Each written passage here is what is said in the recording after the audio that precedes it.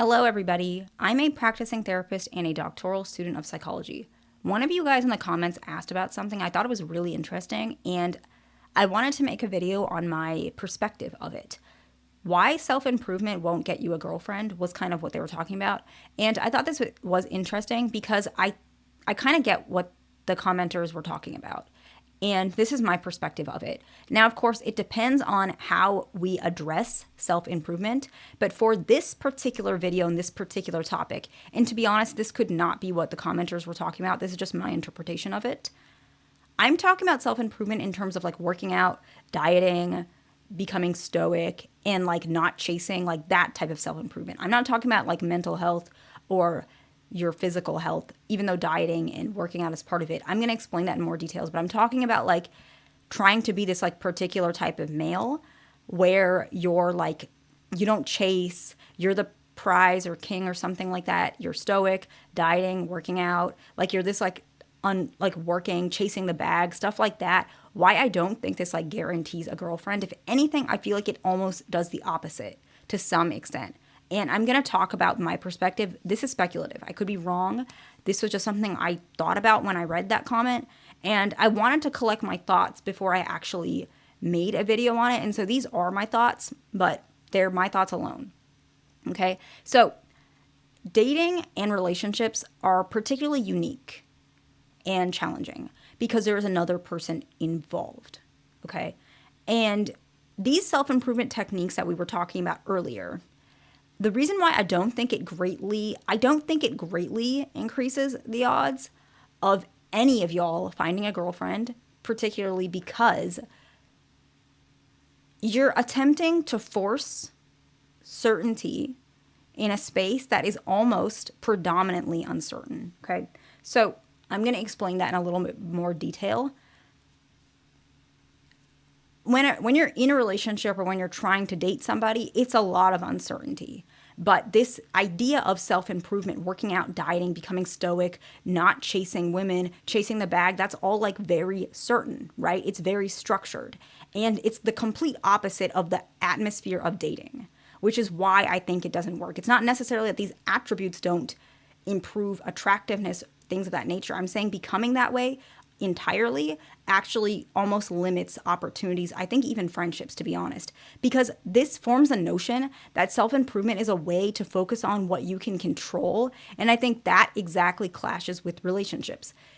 It almost is like it hopes to overcompensate the vast elements of uncertainty within dating. So it's almost like you're trying to make the dating atmosphere more certain than it actually is by doing these things. And that doesn't help because dating is uncertain. It's like we spoke about, it's predominantly uncertain. And this frustration over time, I think adds up as well, because as you improve, there's a part of you subconsciously, I think. I do see it though. I definitely have read it in the comment section and I see it in general. Not all of you guys are like this, but somewhere you get disappointed that you're doing all these things and you're still not getting a girlfriend, and you start being more frustrated, and so you detach yourself from the idea of wanting a girlfriend in general, and you get more and more and more comfortable with certainty and more uncomfortable with uncertainty. And now what ends up happening, I feel like the end result of this self-improvement, not chasing, whatever it is, you start saying you don't want a girlfriend, and you're happy with yourself because you choose that life, the consistent life, over constant disappointment, because you're training yourself to be not comfortable with disappointment. Whereas relationships, a lot of it is a skill to learn how to deal with disappointment. Even in a long-term relationship, long-term marriages, disappointment is part of the recipe. And as you start being more unlikely to be comfortable with disappointment, the weaker you are in the dating pool, because other folks might be more comfortable with disappointment, and so they're able to chase multiple people and try and pick somebody up, or they're able to not have a very specific criteria of what they want because they themselves are not in a specific box, and so they have more options. And so what you're doing is you're limiting yourself in a couple different areas. I'm not saying that's wrong or right, but I'm just saying why I think it may not help to get a girlfriend. I think wanting a girlfriend, or at least wanting a relationship, is okay to admit.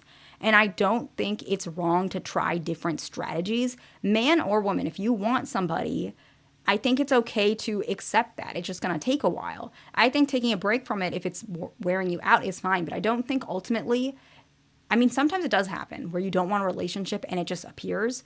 I mean, that happened to me. But I don't think I was ever focusing on like certain things and like building myself. I wasn't doing that. I just wasn't thinking about relationships. But I was young, so it's different.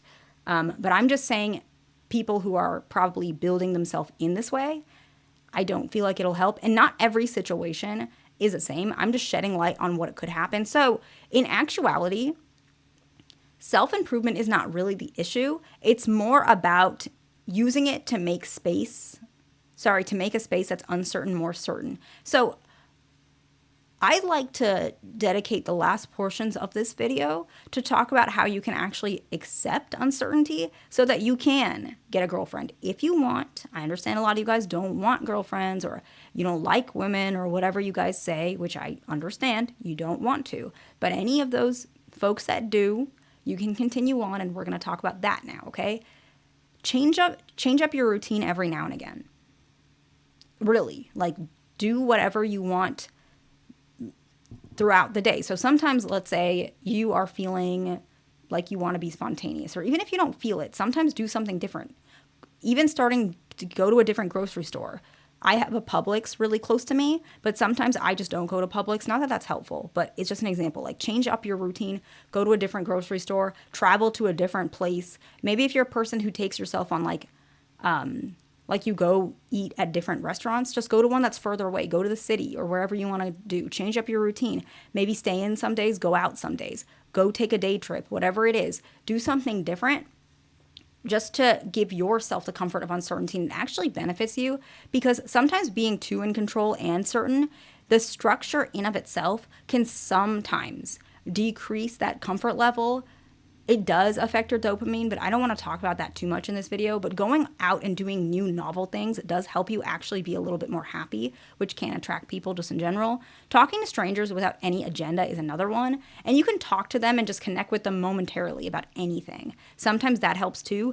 It's not about even building your social skills, even though it does help. It's just understanding that strangers are different. And by learning different people, you're not going to box them up and see people the same way, because people are very different. Talk to couples. Look at how the different couples look. You can see a lot of married guys are not like 6 foot. A lot of them are like 5'7", 5'8", whatever it is. Like, just talk to different people and start learning.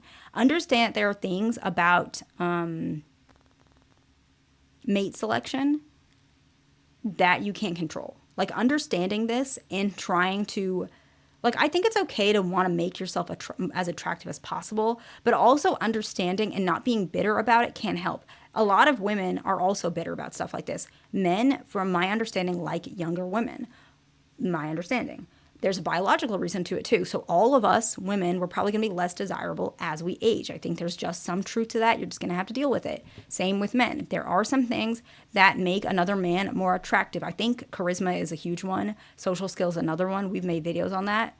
Those can be controlled, but to some extent, we made a video on height. That one can't be controlled, and that's a really common one too. And just understanding that and not being bitter about that. I know it's hard, but accepting it to some extent can just help, because sometimes the bitterness is what fuels that self-improvement stage. I don't know if that's true, but that just makes you more and more negative and more likely to push people away. And the last one is very similar to the one we just spoke about, but in general, stop making generalizations. Generalizations is just another way to introduce certainty when it's uncertain. When you make a generalization, all men in the military get married or whatever. All women like 6 foot guys.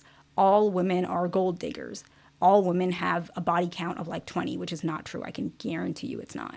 Some women literally have a body count of 1. You might not believe me, but I'm 100% positive.